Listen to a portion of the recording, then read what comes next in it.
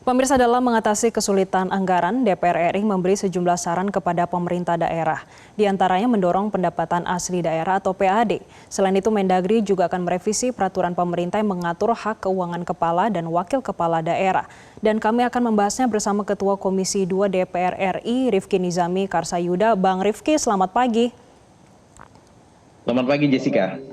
Iya, Bang Rifki, setelah ada aduan dari pemerintah daerah, Komisi 2 DPR RI bagaimana temuannya setelah melihat dampak dari pemangkasan TKD? Ya, sebetulnya keluhan dari para kepala daerah, gubernur, bupati, dan wali kota ini sudah muncul lebih dari 3 bulan yang lalu ke Komisi 2 DPR RI. Pada saat itu kita membicarakan tentang banyaknya daerah yang tidak bisa menggunakan prosentase APBD-nya maksimal 30% untuk belanja pegawai. Karena yang pertama, portofolio APBD-nya sekarang jauh berkurang karena hampir 90% APBD di Indonesia ini bertumpu dari transfer APBN ke APBD. Atau dengan kata lain, mereka tidak punya kemandirian fiskal sendiri. Nah, yang kedua, kita mengetahui bahwa per tahun 2026 ini di setiap daerah, apakah itu provinsi, kabupaten, kota di Indonesia, mendapatkan beban tambahan pembiayaan untuk belanja pegawai, yaitu pembiayaan untuk gaji kawan-kawan pegawai pemerintah dengan perjanjian kerja atau P3K daerah, baik itu penuh maupun paruh waktu, yang sebelumnya angkanya tidak terlalu besar pada saat mereka menjadi honorer dan pada tahun pertama dulu disupport dari APBN, per tahun ini sudah dibiayai penuh oleh APBD. Atas dua hal itu, maka portofolio APBD daerah di Indonesia itu rata-rata tidak sehat. Sebagian besar hanya untuk membiayai biaya gaji pegawai, sementara untuk biaya kegiatan dan pembangunan bagi masyarakat sangat kecil posnya. Itu pun setelah kemudian dicek dari 546 provinsi kabupaten kota di Indonesia, ternyata ada lebih dari awalnya 39, belakangan sudah hampir lebih dari 100 daerah provinsi kabupaten kota di Indonesia yang kendati telah melakukan efisiensi sedemikian rupa, mereka tetap kesulitan untuk membayar gaji pegawainya. Apalagi kemudian untuk melakukan berbagai kegiatan pembangunan. Nah, karena itu dalam rapat kemarin tanggal 30 Juli 2026, Komisi 2 DPR RI bersama Menteri Dalam Negeri dan perwakilan para kepala daerah merekomendasikan yang pertama, dana bagi hasil kurang bayar yang nilainya plus minus 70 triliun dari pemerintah pusat ke pemerintah daerah itu kalau bisa segera dikucurkan. Yang kedua, relaksasi kebijakan transfer keuangan daerah atau transfer APBN ke APBD juga mungkin harus kita lakukan ya. Daerah-daerah yang memang tidak memungkinkan untuk melakukan pembangunan karena uangnya nggak ada, APBD-nya nggak ada. Itu memang harus ditransfer segera ya. Dan yang ketiga, kita juga memang harus membangun hubungan keuangan pusat dan daerah yang lebih positif dan lebih proporsional ke depan.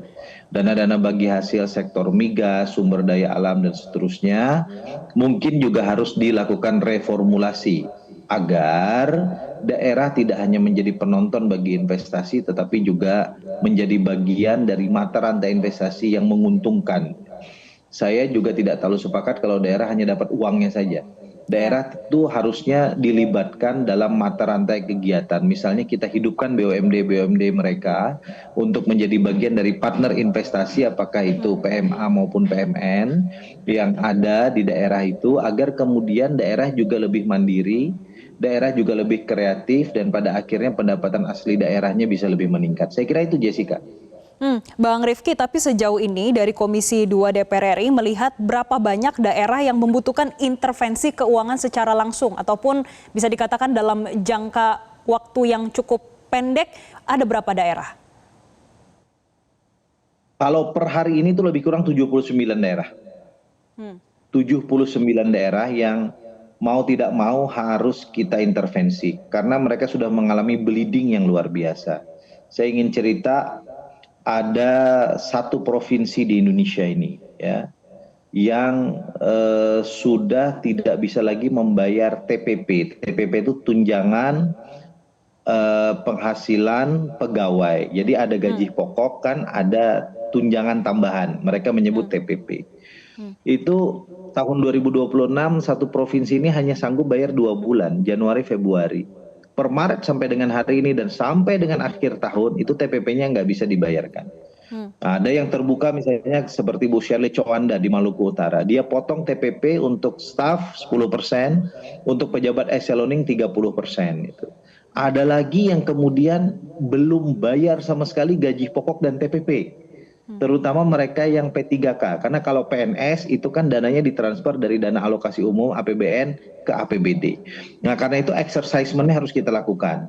Apakah kita segera top up ke mereka, atau kemudian sebagaimana rekomendasi Komisi 2 DPR RI pada bulan lalu, bulan Juni 2026, kami merekomendasikan kepada pemerintah agar P3K daerah itu dijadikan P3K pusat, sehingga kemudian penggajiannya diambil alih oleh pusat, atau tetap di daerah tetapi kemudian APBD-nya mendapatkan porsi DAU lebih besar. Atau yang ketiga, mungkin tidak semua P3K di daerah ditarik ke pusat, sebagian tetap di daerah, sehingga kemudian porsi daerah tidak terlalu besar, sebagian yang terkait langsung dengan pelayanan publik itu ditarik ke pusat. Misalnya guru, tenaga kependidikan, tenaga kesehatan, dan mereka yang melakukan pelayanan dasar ditarik menjadi ASN atau P3K pusat. Nah, dengan cara exercisement seperti ini kami berkeyakinan APBN sebetulnya tidak terbebani terlalu jauh, ini hanya merubah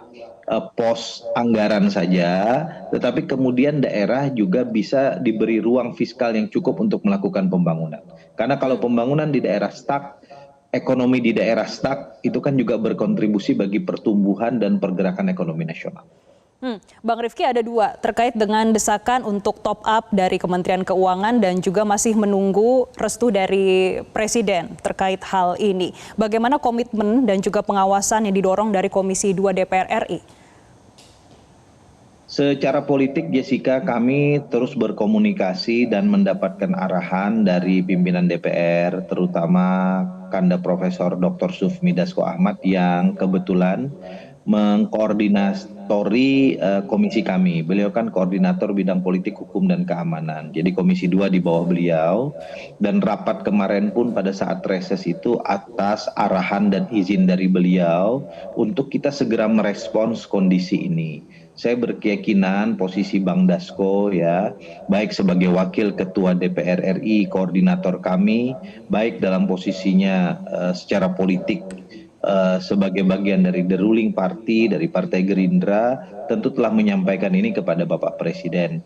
Kita tunggu saja. Feeling saya tidak punya data, feeling saya pada 14 Agustus 2026 yang akan datang, pada saat Bapak Presiden menyampaikan pidato kenegaraan dan nota keuangan di hadapan DPR, MPR, dan DPD, nanti Bapak Presiden akan memberikan kebijakan yang pro terhadap daerah dan akan memberikan kabar gembira terkait ini, baik dalam konteks exercisement APBN 2026 yang tersisa sekitar 4-5 bulan lagi, terlebih portofolio APBN tahun 2027 yang akan datang.